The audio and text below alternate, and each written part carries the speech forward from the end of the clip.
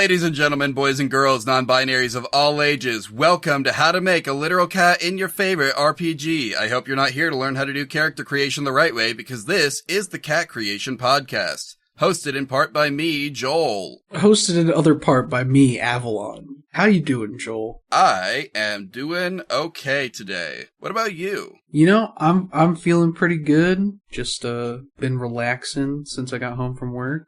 Got a nice little root beer next to me. Things are looking up. Nice. I don't have a drink in front of me right now because I finished it before we started recording. Well, that's unfortunate. Did you take a sip of your drink just to spite me just now? It was an unintentional spite. I just took a sip because you were talking. Plus, I've had it open for a minute, so it's getting kind of flat. Gotcha. But we're not here to talk about drinks. This isn't a cocktail podcast. I wonder if that exists. It's gotta. Of course it exists. There's a podcast for everything. There really is. There's even a podcast that teaches you how to make literal cats in your favorite RPGs. That's crazy. That sounds like such a fun idea. We should do that. For real. Yeah. By the way, we are currently looking at Brindlewood Bay. Yes, this is the dark and cozy mystery game by Jason Cordova. So basically the premise of this is, if you know Murder, She Wrote, imagine that with Lovecraftian elements. You play as a group of old ladies who have a detectives club of sorts. And that's the idea. You solve mysteries in this town that is almost certainly haunted or something by an elder god or something. You know, honestly, that sounds great. I love the specifically playing as old ladies part. Yeah, your character is called a maven in this game. A maven? Is that a real word? Does that mean something? One moment, I can look this up. Dictionary.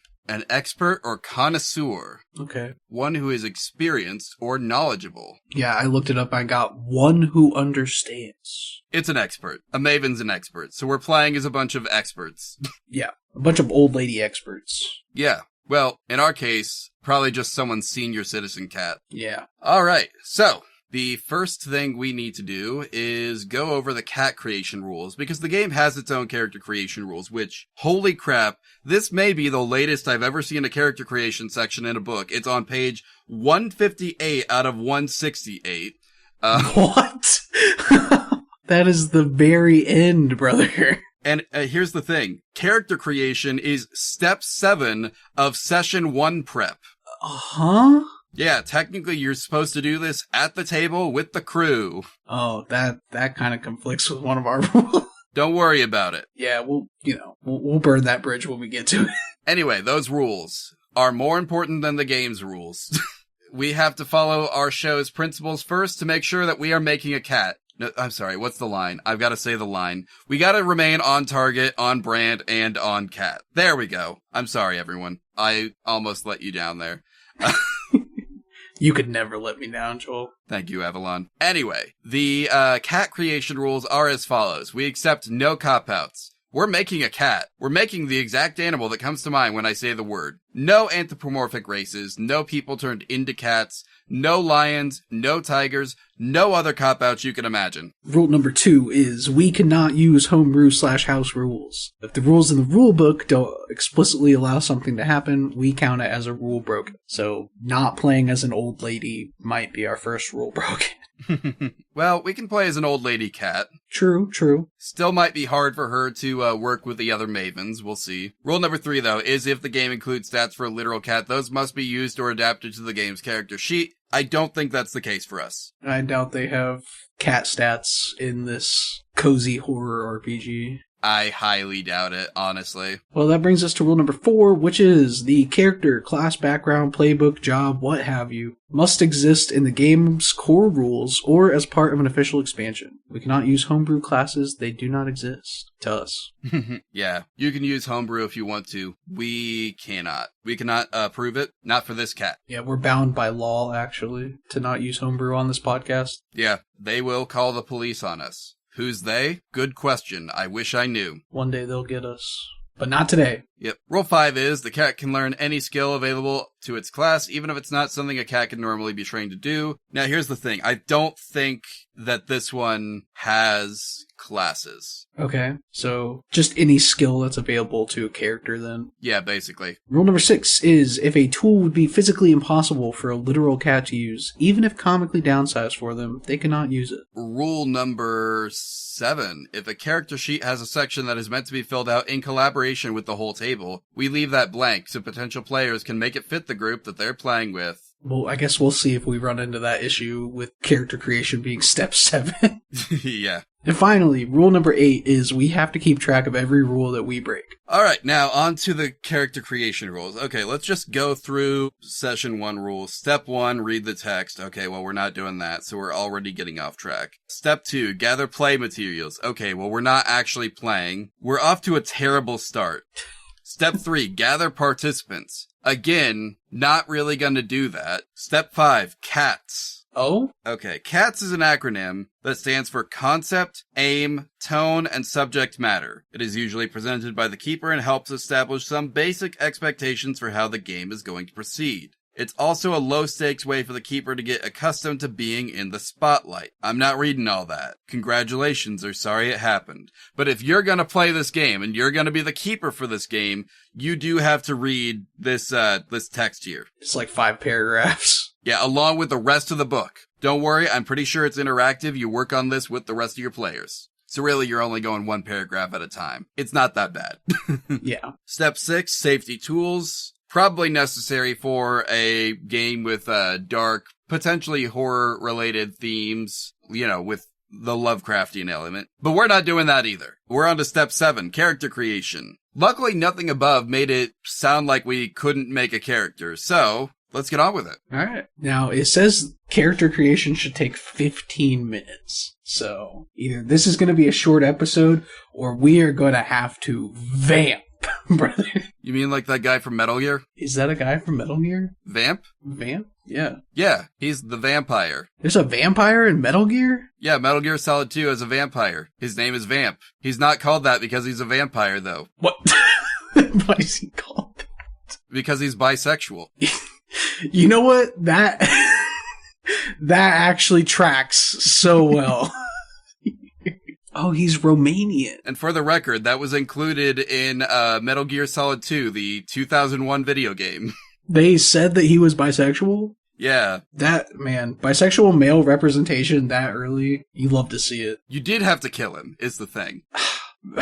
And the bury your gays trope still wins. God damn. Yeah, he was on the enemy's side. Oh, man. All the interesting guys are. All right, well, we're not going to vamp vampires. We're going to vamp be funny in select situations. All right, so step 1 here, we've got to come up with a name for our character. That's a very good step 1. And we've got a list here on the character sheet. If you want to be uncreative, you could just go through these. See, we got here. Let me take a real deep breath and rattle these off. Barbara, Billy, Bertie, Daisy, Doris, Ernestine, Georgina, Hyacinth. What? How? What? I've never seen that collection of letters next to each other in my entire life. That name sounds French. So yeah, Hyacinth, Jane, Jessica, Laura, Louise, Marilyn. It's a type of flower. Oh, okay, that makes sense. Then we got Mavis, Maxine, Muriel, Nellie, Opal, Pearl, Rosemary, Ruby, Ruth, and Violet. That name really threw off the rhythm. Interesting enough, it's the name of a Greek god who was, not goddess, god, who was in love with Apollo. Interesting. Never heard of this god before. Must be a minor god. If they're not in Hades or Percy Jackson, I don't know about them. He was apparently killed by Zephyr, god of the winds, who was jealous of their love. Dang. R.I.P. that guy. Even the Greeks buried their gays, man. God. Anyway, you can name your old lady after that guy. What should we name our old lady? Our old cat lady? What about Hyacinth? She could be bisexual.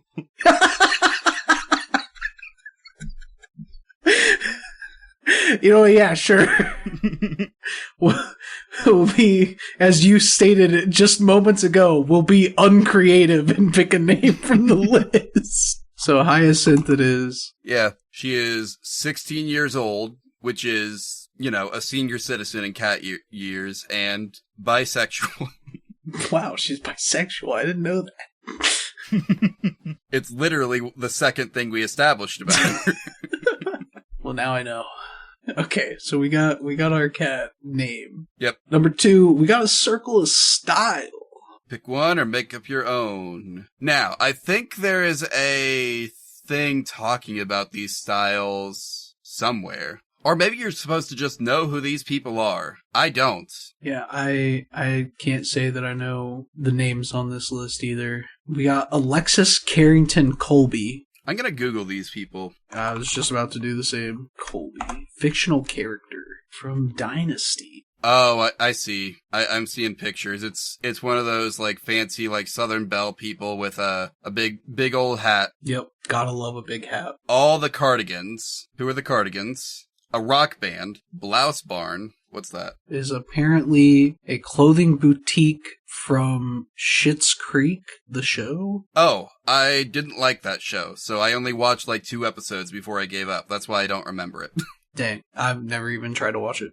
I would argue it's not worth it, but, other people would disagree, so... I'll take your word for it. Dorothy Zbornak, the Golden Girls. Oh, okay. So, our styles so far are, Southern Belle with big hat, a member of a rock band, gay, Golden Girl. What's going fishing? I think that's just, outdoorsy type. There is a movie from 1997 called Goin' Fishin'. Okay, so we could be going fishing, but we could also be hippy dippy. Okay, well that one's kind of self-explanatory. I don't feel the need to look that one up. Yeah, no. Who's Jackie O? Jacqueline Kennedy. Oh! It's Jacqueline Kennedy.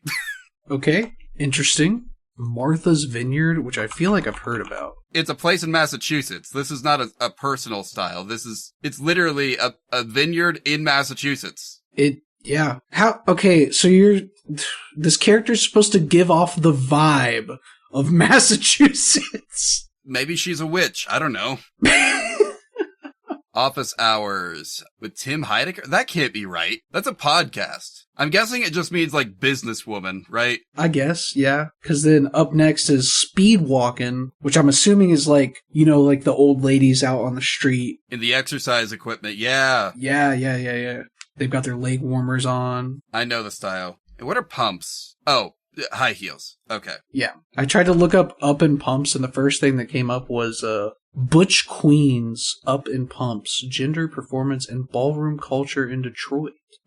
Fancy. Could be an interesting read. Yeah. $30. Okay, well. So what kind of cat are we working with here? What kind of old lady cat are we working with? Now, I do really like the idea of someone dressing their cat up Southern Belle style and being like, oh, look at my fancy cat. Look at how distinguished she is. I agree. I like that. We can go with the first one then, Alexis Carrington Colby. And now we need to pick a cozy activity. And no one else in the group can have this activity. No one? Okay. No two mavens can have the same activity. Yep, says it right there. Does our cat like antiquing, baking, birding, charity, cooking, gardening, knitting, painting, pottery, quilting, scrapbooking, or collecting? I feel like this is an easy out, but birding is a pretty good pick.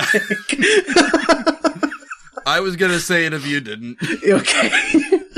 Literally just sitting at the window watching birds all day. That's genuinely what a cat would do. It is what a cat would do. I feel like it's either that or collecting is the thing. What would a cat collect if they could? There are cats who will just randomly become obsessed with certain things, and you won't know what the thing is until the cat is already obsessed with it when they first see it. I'm just saying, they could be hiding marbles under the couch. That is so true, and you won't know until you look under your couch. Yeah, and here's the thing. The cat's definition of a marble is probably different than a person's. Anything vaguely shiny and somewhat round and rock or glass-ish, would probably qualify for a cat. Oh yeah, most definitely. The other thing it could collect is buttons, because buttons is just listed here as an option. That is true. And it would probably be a lot more accessible, just every mystery, someone finds a button missing from their coat or something, and then we just see Cut to our cat hiding it under the couch. I actually love that though. Can we change to collecting? Yeah, we can change to collecting. Okay. And circle buttons. So we have our style, we have our activity, we have our name. Up next, we have assign 1 point to one of the abilities and then note the final ability modifiers. So our abilities here are Vitality at 0, Composure at 1, Reason at 1, Presence at 0, and Sensitivity at -1. Let's look at the book and see if we can figure out what those abilities are for. Use Vitality if the Maven's action involves strength, dexterity, endurance, athleticism, or raw physicality. It might make sense for our cat to have that. Yeah. Composure if your Maven's action requires a steady hand, a calm disposition, or intense concentration, or to avoid fear. Use Reason if the Maven is studying books, researching, or examining a crime scene. Use Presence if the Maven is trying to charm someone, intimidate someone, or capture their imagination. And use Sensitivity if the Maven's action involves occult or supernatural forces. I think Vitality is our best option here. It might just be our best option. Yeah, I can't think of a good reason to put one into the others. Yeah. So I think Vitality it is. Unless we just want to say this cat's magical and give it... Well, even then, we can't give it any higher than 0, can we? Nope. Yeah, I think we do Vitality. Okay. So yeah, +1 to Vitality, Composure, and Reason, 0 to Presence, -1 to Sensitivity. Makes sense. Yep.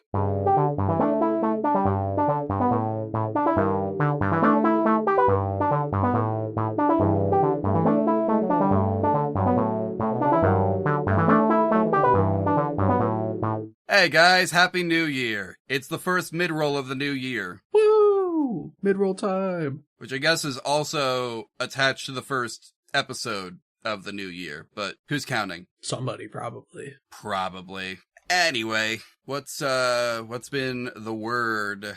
The word is new. We got New Year's, new me, new deals, new money. Wait, you got money now? Yep, I got brand new money. It just came in, hot off the presses. I got the first ever nickel printed after the discontinuation of pennies. Oh, for real? Yeah. So it's the lowest value coin, the lowest value new coin, newest low value. You know what I mean? I think so. Anyways, the word is new. It's all new. Welcome to the new year. Yeah.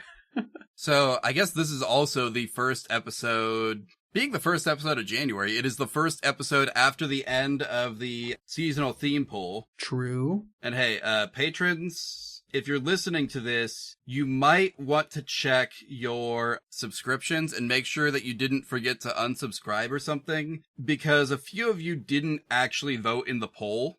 Oh no. So like that, I'm not judging. I'm also not mad that you've given us more money, but that is kind of one of the big perks of the Patreon right now. So if you're not using it, you're kind of just throwing your money away for no reason. True. Anyway, Silver Screen Summer won.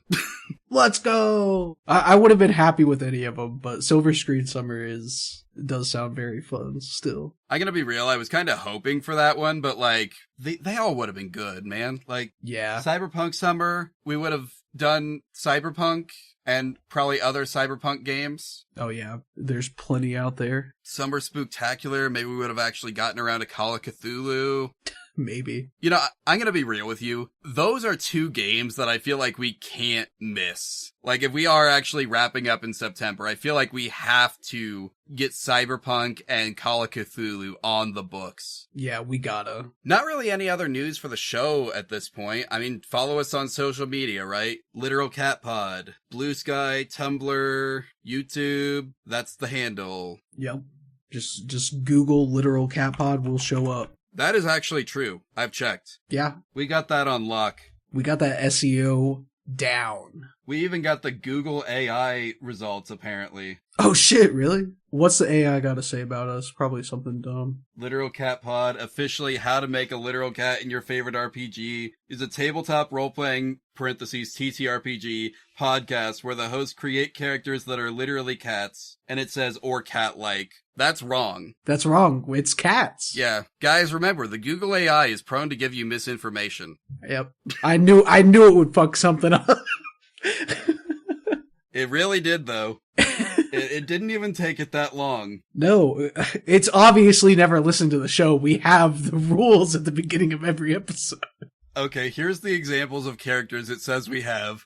Oh, God. Exploring concepts like cat cops, magical girl cat boys, or a cat swallowed a magical stone. Those are recent episodes. Well, 2 of them are. Yeah. Magical girl cat boys, though, is a sentence. You know, I hate to say this, it's probably not the first time that sentence has been conjured. Probably not. Anyway, I need to figure out why this is not being blocked by my ad blocker at some point, because I thought I had that under control. But anyway, yeah, Literal Cat Pod. That's us. Yeah. You can find us at badgertrove.com/literalcatpod if you don't have social media and you're just a web surfer, if those guys still exist. There's probably a few left. The few and the proud. We also have an email. If you want to email us, literalcatpod@gmail.com. If you have any games you want to hear us cover, any challenge ideas, any guest opportunities, you know, any pictures of your cats that you might want to be featured on the show, you know, send them there. Just hit us up. All good points. Also, I guess there's not gonna be a next seasonal theme, is there? So I can't use that to advertise the Patreon anymore. Yeah, I guess not. We'll probably try and do something else. I can't guarantee what that is. In the meantime, we have a Patreon, if you feel like it. Like, I don't know, man. If you feel like giving away $2, go for it.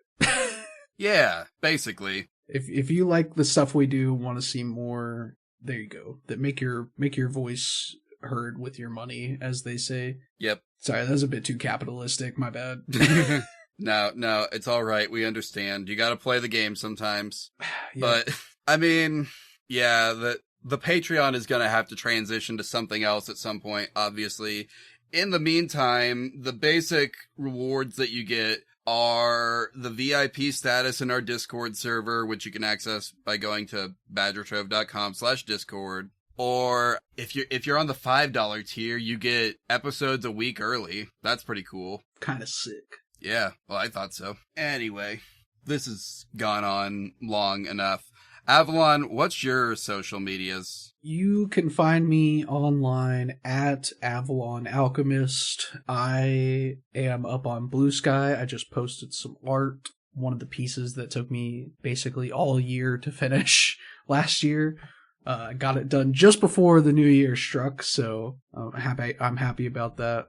Go check it out there. I want to do some more streaming stuff this year. Hopefully my schedule will open up. But if you want to follow me over there, it's twitch.tv/Avalon Alchemist. Come hang out. Yeah, but that's all I got. Joel, what do you got going on online? Well, you can find me online at OmamerVT. And honestly, once this podcast ends, I think Joel Holland is just going to disappear from the internet forever. It'll only be the sludge. You're gonna have to follow OmamerVT, I'm sorry. It'll be all that's left. Rest in peace, Donalo Lioge. I was there for the beginning. Yep.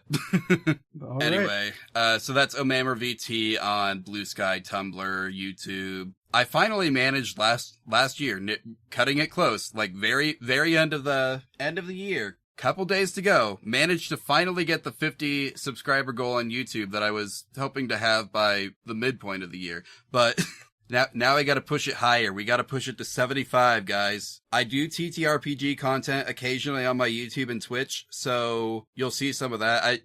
I think I've joked about this before, but I think I'm also actually going to do it at some point this year, is start a YouTube series that is similar in format to the podcast, but instead of being about literal cats, it's about Rouge the Bat from Sonic.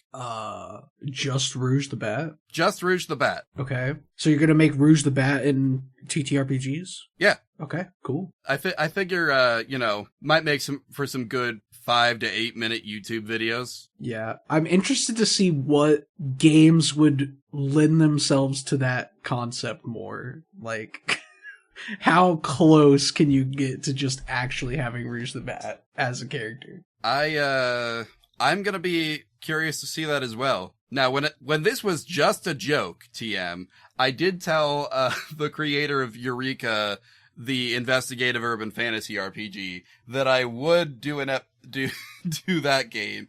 So I do think I legally have to do it first. But anyway, we really have let this go on too long now. Get back to your episode. Yeah, go listen. So then, step 5 is choose a Maven move from the Maven move sheet. That's starting on page 21. The classic Maven moves are largely inspired by male detective characters in American TV shows. There's also a list of alternative ones down here on page 27. These are largely inspired by characters from mystery books. You can look at the handout, which also just has them all there. Mm-hmm. We could just say our cat is Columbo. Something about you causes the elite of society to not take you too seriously.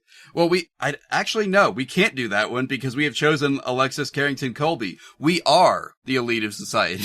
That's true. They have to take us seriously. Or do they? Or do they? B.A. Baracus.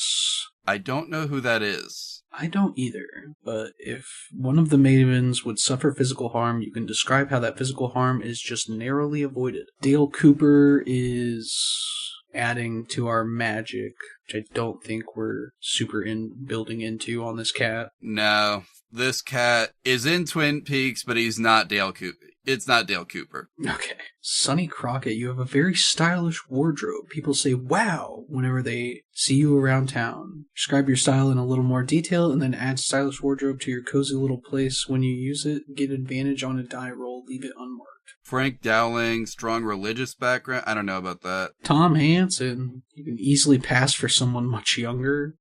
Milton Hardcastle, did you inflict extrajudicial punishment on a wrongdoer? Is an additional end of session question. Okay. I'm gonna say no. We pass on that one, maybe. Yeah, most definitely. Because we've got this just a high society cat who steals buttons and also shoots people. Like a true American. Yeah. Jonathan Hart, you used to live a globe-trotting jet-set life. I don't know. MacGyver. I didn't know MacGyver's first name was Angus. I didn't know MacGyver had a first name. I mean, I assumed. I thought MacGyver was the first name. That's fair. This is just like when I was trying to figure out Obama's last name. The answer to that still eludes me. Thomas Magnum, mysterious author of the Gold Crown's Mysteries. Fox Mulder might be interesting. This is a long one, too. Someone connected to the Dark Conspiracy is helping you be... Okay, maybe not. But, tell the Keeper that the thresholds for each layer of the Dark Conspiracy are reduced by 1, once per mystery. After at least one void clue has been encountered, you can have a secret meeting with this informant, who is always shrouded in darkness or otherwise disguised. Yep, that's the X-Files, all right. Michael Knight. You have a trusty mode of transportation. Isn't that the guy from Knight Rider is the one with the talking car? Yep. Michael Knight most famously refers to the protagonist of the 1980s TV show Knight Rider. I thought so. Rick and AJ, you have a sibling who is your polar opposite in terms of fashion sense and personality. Could be interesting. Mm-hmm. R. Quincy, you have a medical background described. Nope, absolutely not. Nope. Jim Rockford, at the beginning of each session, the Keeper will narrate an answering machine message you receive. The message is always from the same unknown person, and they ask you to do some particular task seemingly unrelated to the mystery. If you complete the task in the same session it was assigned, mark XP. Interesting. That could be cool. Yeah, no two Mavens can ever have this move at the same time. Yeah, this could be an interesting one, because, I'm stealing buttons anyway. Why not do this little innocuous task? And then the next one's kill someone.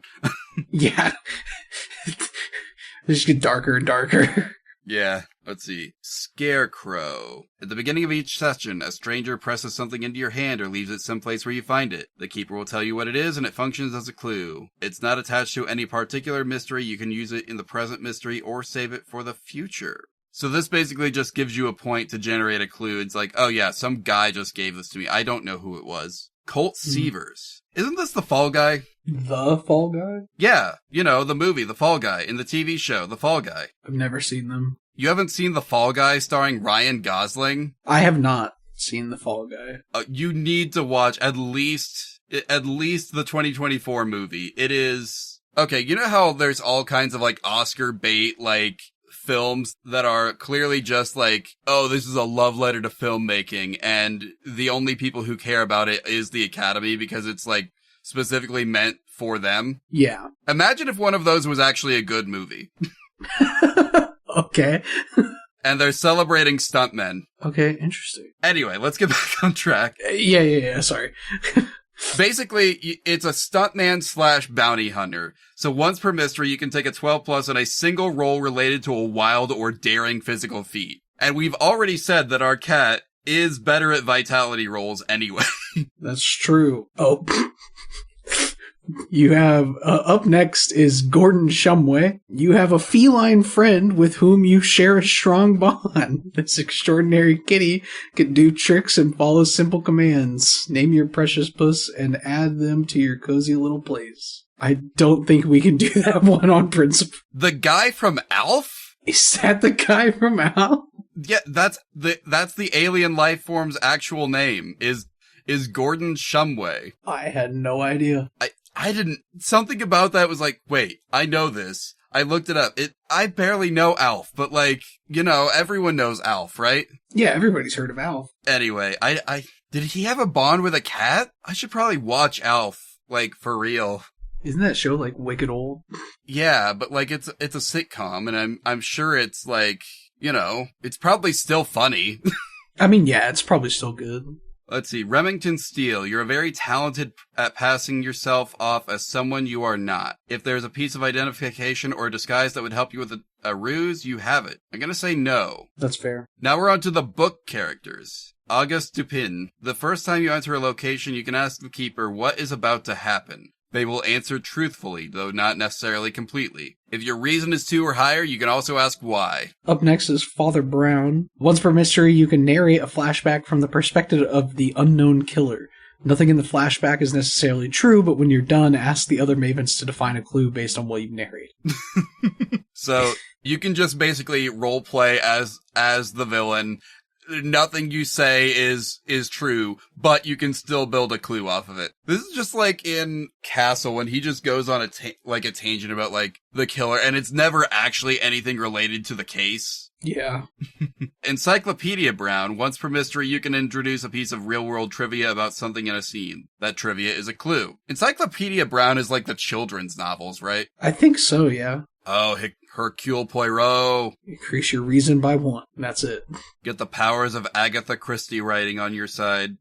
But also, yes, all it is it makes you a slightly better detective. Speaking of good detectives, Nancy Drew. Oh, you're a secret ghostwriter for Amanda Delacourt. So long as you keep the secret, the mavens always get both benefits of the Gold Crown Mysteries move instead of having to choose. Okay, interesting. You lose access to the move if you ever reveal it, but you'll get a bonus one time. Okay. You get a second use of the Gold Crown Mystery move once, and then you lose access to the move forever. And you are being sued by the Robin Masterson Network.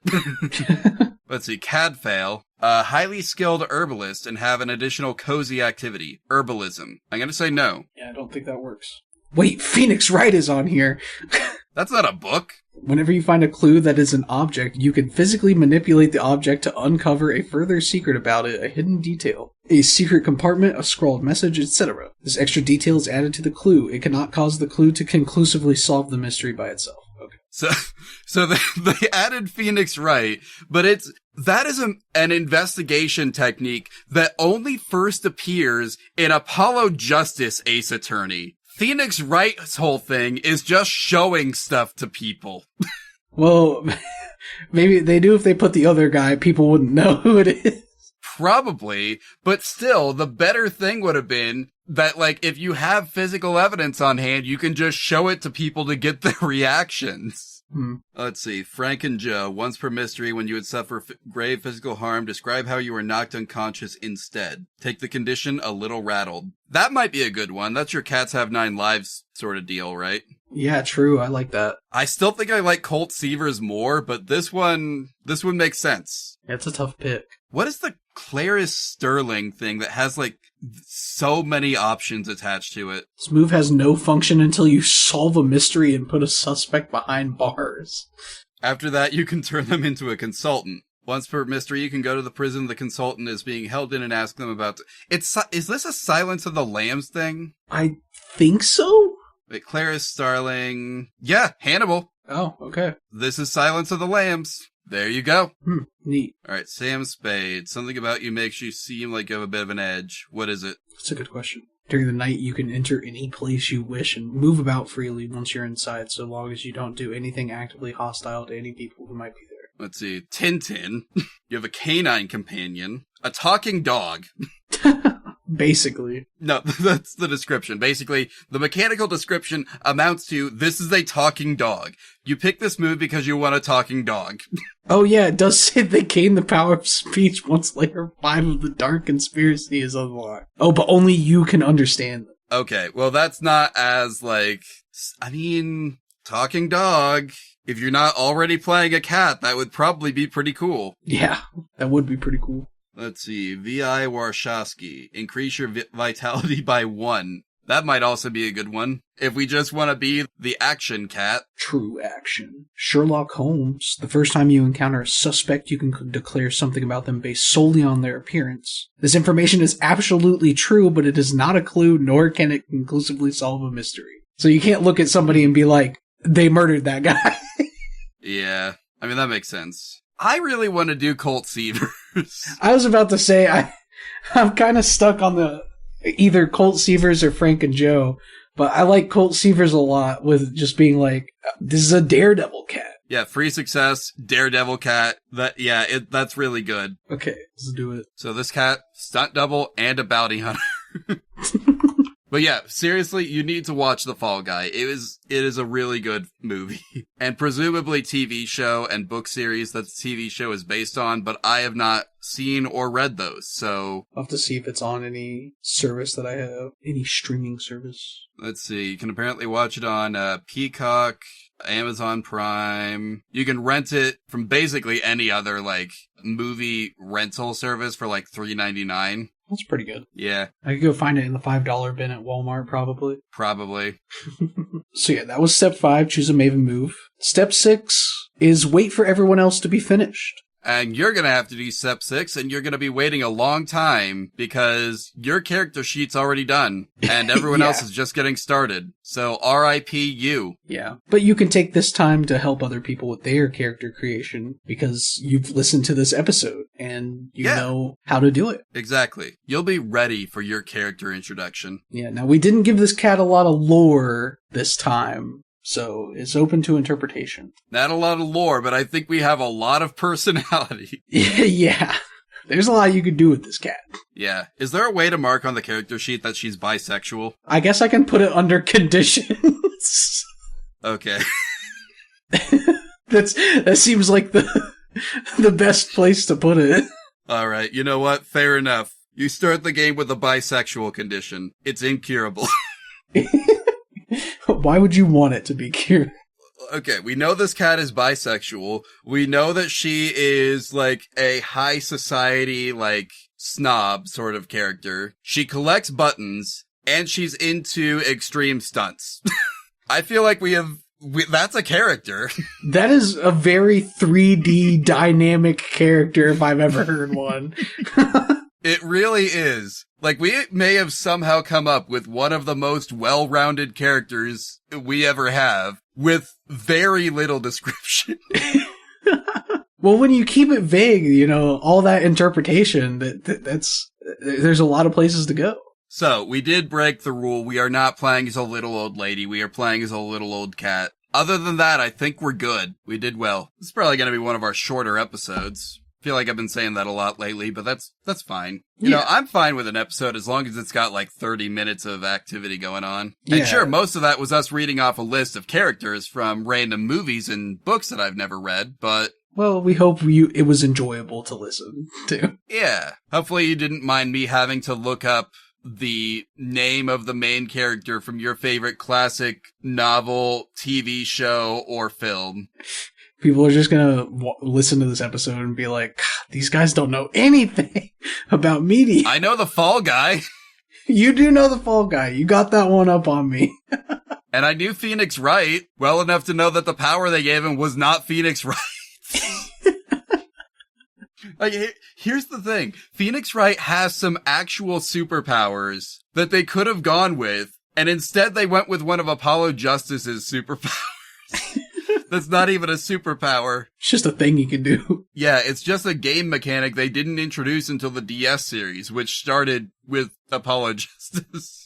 God, what a name, Apollo Justice. I don't know, it's like, none of the characters in that game, like, they all get localized names, so I don't know what any of the... I know, Phoenix Wright was originally, Naruhodo, which I think just means I see, or I understand this. Mm. It's like what you say when someone explains something to you and you're like, yes, I understand. That's his last name. So anyway, I don't know Apollo Justice's, like, unlocalized name. But you can take it up with Jason Cordova and be like, "Hey, you need to change the Phoenix Wright tag to Apollo Justice." He has like a magical bead called the Magatama that lets him like see when someone is keeping a secret from him. What the hell? Yeah. He has an assistant who can channel the spirits of the dead. Okay, just casual courtroom activities. That'd be such an easy case to be like, yo, did this guy murder you? Yep, that's him. All right, we're done here. She only uses it twice and only to summon her dead sister. What?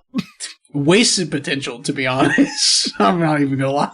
I mean, it is helpful when it happens because the sister was Phoenix's mentor, but... Okay. Actually, wait, no. One of those wasn't even the assistant. It was the assistant's cousin. The assistant's cousin. Yes, the assistant has a 6-year-old cousin who also can channel the spirits of the dead. You know, the more I learn about the Phoenix Wright games, the less they make sense. You gotta play them. Dude, if you ever decide to play them, stream it. Put me on the call with you. I'll need your help to crack all those cases. I mean, we'll do it. I'll get you through it. I won't solve the puzzles for you, but like... I can help you emotionally process the strange things that happen. And you know what? I will probably need help with that. Terrible at processing strange things happening. We already said we only broke the one rule, right? Yes. In that case, I think the only thing left to do is cat pun. That it is. So, the question I pose for you today is, what is a cat's favorite dessert? Catnip. No, close but no cigar. You're right. I'm sorry. That's drugs. God, I can't wait to have my crack for dessert. No, it's a mice cream cone. Oh, I get it. Yeah, all right. Thanks for listening, everybody. Bye.